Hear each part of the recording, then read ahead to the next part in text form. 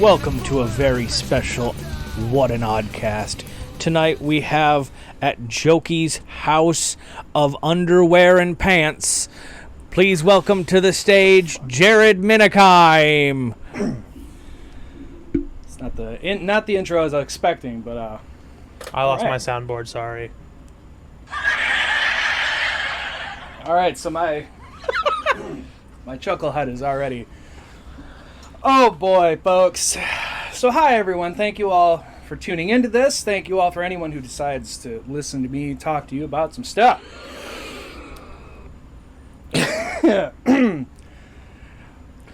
So folks, as you can see, I don't know if you can tell by my shirt, I'm into metal. I'm into other music. Mostly metalhead, mainly because I was raised by my dad. Which, being raised by my dad, was that you went for a car ride, and that was me being put into a car seat, my dad blaring Metallica's Master of Puppets, or Slayer's Rain and Blood, and then just little one-year-old me headbanging in the back. But anyway, I have some things to say, and I thought about this, folks. Everybody complains that metal, punk, the other subgenre, they're too dark. They're too out there. They're too inappropriate for people. I would like to point out songs that have become popular in more recent years, like WAP, Anaconda. How are those not seen as inappropriate or over the top? I'm sorry, all right? Maybe it's just that we all enjoy what we want to enjoy. But also, I'd like to take us back to 1959, right? We're in the 1950s. What was the music in the 1950s, people say? Well, you had things that are just like, I love my sweetie, or even like, Frank Sinatra, just the big moon, like, there's all that. There's like all these things, everybody's just like, this is the good times, this is great music. But then 1959 comes, right? And for some reason, somebody broke into a fucking zoo, I don't know why, shaved a gorilla, and then put it on stage, and that gorilla then became known as Glenn Danzig. Why you decided to shave a gorilla and make it sing in a band is beyond me. But I would like to point out that the reason that the Misfits ended up making a splash wasn't because they were dressed like skeletons, and I mean, sure, they're creepy, and who doesn't want to fuck a giant, 800-pound gorilla that's been shaved and thrown on stage? I think any woman would like to experience that at least once. Ladies, I might be wrong. However, you get them on the stage, and Glenn Danzig, despite everything it looks like, has this surfer rock sound, which was the sound of that time. You have, bird is the word. There's things like that. And so surfer rock was getting big. They took that sound. And then you have this hairless fucking gorilla come on stage, look people dead in the face and go, I got something to say. I killed a baby today and it doesn't matter much to me as long as it's dead. And everybody was like, oh my God! Because it was the catchiest fucking lyrics you could possibly make for the darkest fucking thing you could possibly sing about, which involved killing a baby and raping your mom. But was done in such a catchy lyrical tone that everyone found themselves singing along and in shame in public because obviously, start talking about you killed a baby, you're gonna get some weird fucking looks. But the hairless gorilla said it was okay, Mom, I can sing it all I want. That was what you heard. Now let's move on from music, right? We're moving on. We have our own interests. But that was just my point there, is you can't really say that metal and other things are just evil music when you're listening to Wet Ass Pussy and Anaconda. I say those two because they stick out in my mind the most popular. But there's many. I think Watermelon Sugar is another one, if I'm not remembering wrong, was another one of just sexual tone. So it's an argument that I just hate, and I just wanted to point that out. Oh, but on the topic of shaving a gorilla when you're in a zoo, I feel you can only really do that if you're on drugs. Now, drugs is a touchy subject for some people. I understand. I enjoy the ganja, the weed, the things myself. I've dipped my toe in others. Everybody told me if you try LSD, you're going to see things that you've never fucking seen. That you're going to see colors jump off the sky and there's going to be snakes on your feet and you're not going to know what the fuck is going on. I'd like to call it bullshit, and I'd like to call attention to everyone who's ever told me that. You can go eat a dick. Because let me tell you, I tried acid and it was better than any ADHD medication I could have bought on the fucking market For 12 hours straight, I don't think I've ever been so goddamn focused on Call of Duty that didn't matter. Just shooting bots for no fucking reason, and me just so goddamn focused that my friend got up to go to the bathroom, tripped, fell, and broke his nose, and I didn't even notice because I just wanted that fucking quad kill. Did it matter? Fuck no, it didn't. Nobody fucking mattered. But that's my point. Drugs affect everybody differently, such as you may go shave a gorilla and then start a band. You might help fix your attention problems by taking LSD. Not advised. Not advised. You may also try to peel off your skin because you think it's alive. That is a side effect, but it is the side effect we take. But with drugs also, there's the people that you just know they should just stop taking drugs. So where I work, we have many other kinds of people that come in, and they buy the things that they want. We have this guy come in. Now, I want you to take you all, just mental picture this with me. Imagine Dennis the Menace from the 90s, right? The kids are playing in the yard, and then the creepy man comes up to the fence, and you immediately in your brain go, that's not okay. That guy shouldn't be allowed around children. Imagine that guy walks up to your counter, and you cash him out. It's a normal interaction, other than you just noticed he pulled up in a big-ass, windowless, white goddamn van. Does it have any logos on it, you may be asking? Is he a painter? Is he a carpenter? Is he doing carpeting? Fuck no. It's just a blank, white, windowless fucking van. The kind of shit that goes on a milk carton and nobody gives a shit because no one's drinking milk anymore. So this guy walks up, we cash him out, everything's fine. We're thinking to ourselves like, oh God, please don't say something fucking weird. And you know what he did? He said something fucking weird. As we cash him out, he goes, hey man, you got any kids? To which we both looked at each other and just went, the fuck? And which we responded by my coworker with, nope, no kids. Kept on ringing. Finishes transaction, grabs the bag, goes to turn around to go out the door, turns back. Well, you never know. And then he runs out the door back to his fucking windowless van with his crack whore.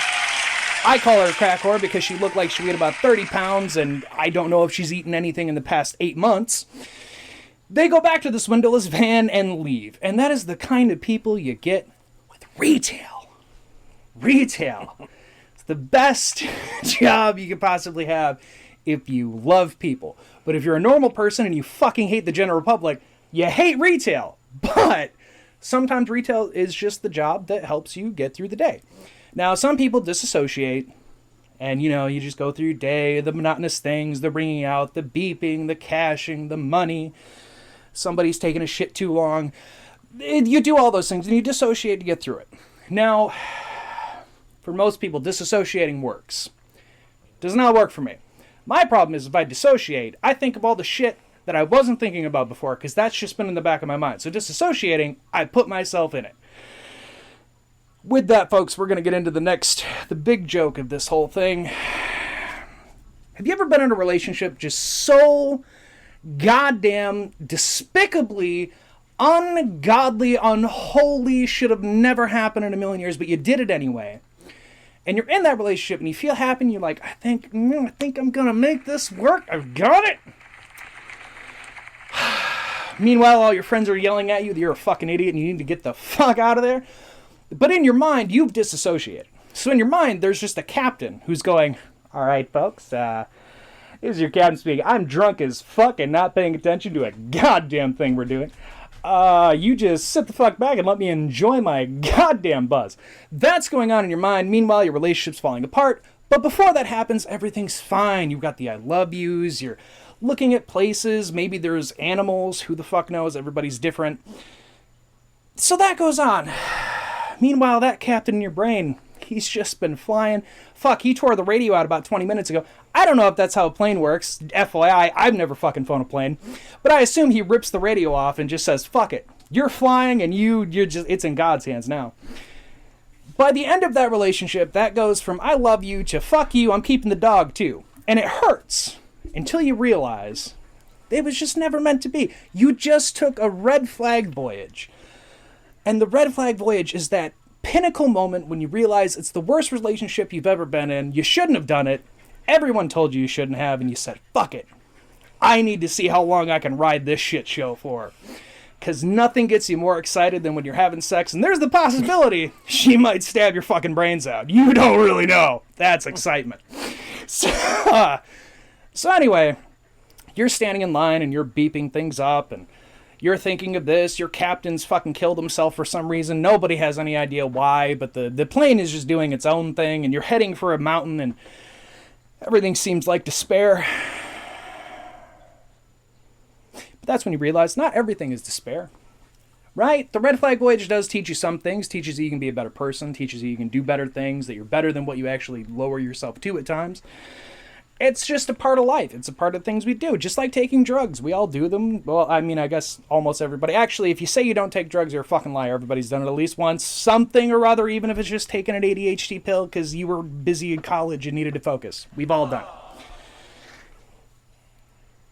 With that, folks, if you ever find yourself on a Red Flag Voyage, it's very simple to get out of it. You just have to bust open the door, take the controls over, and tell yourself that you don't want to fly to the mountain and all these random things that are going on in your life. Or you could do what I do, which is just turn on some fucking cartoons and then just be like, I'm a child again, and then you disassociate and you fucking forget what the hell's going on. So, with that, back to music for a second. Who here has watched Arthur?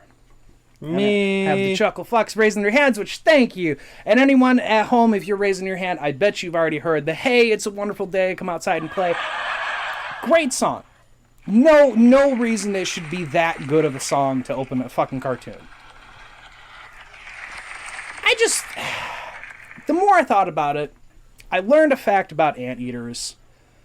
Anteaters, their skulls are one giant bone. Their jaws and their skull are all fused together. They're fucked. Their tongues are strapped to their sternum, so just inside their chest. So they stick their tongue out, they eat ants, straight to the stomach. The fused skull thing, to me, just seemed so goddamn fucked that somewhere in evolution, nature just decided it needed one whole skull. It doesn't need a jaw or anything that resembles any other living fucking creature on the earth. How the hell they drink water, I didn't get that far, because I just couldn't wrap my head around what the fuck I was reading. Because I thought Arthur was an anteater.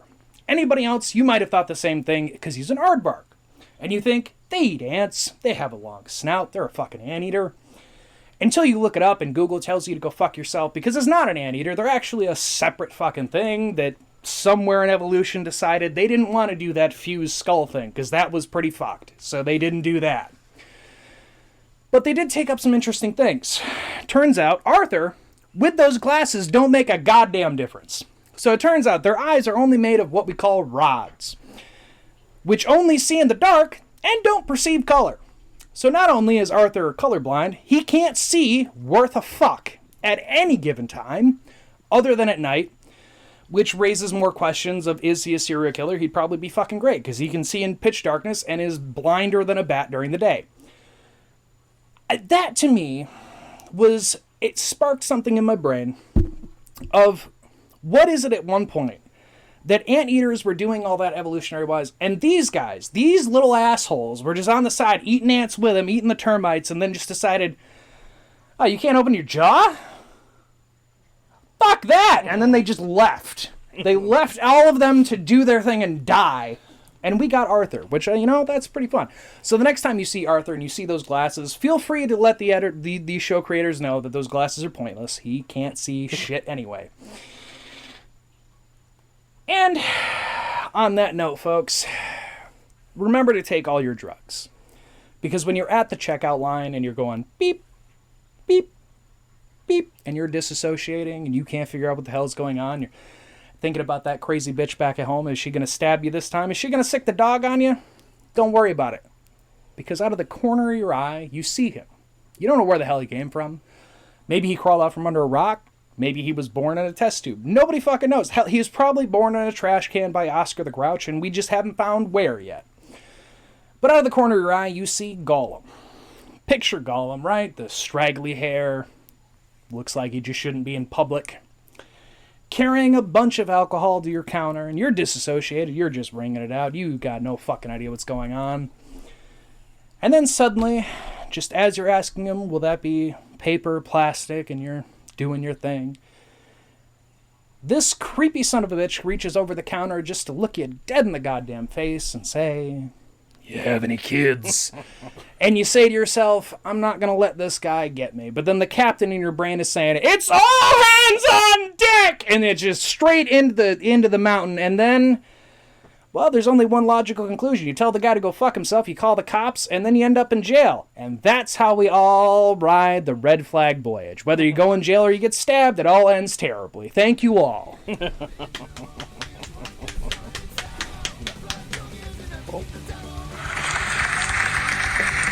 Ah, look at that, Jared.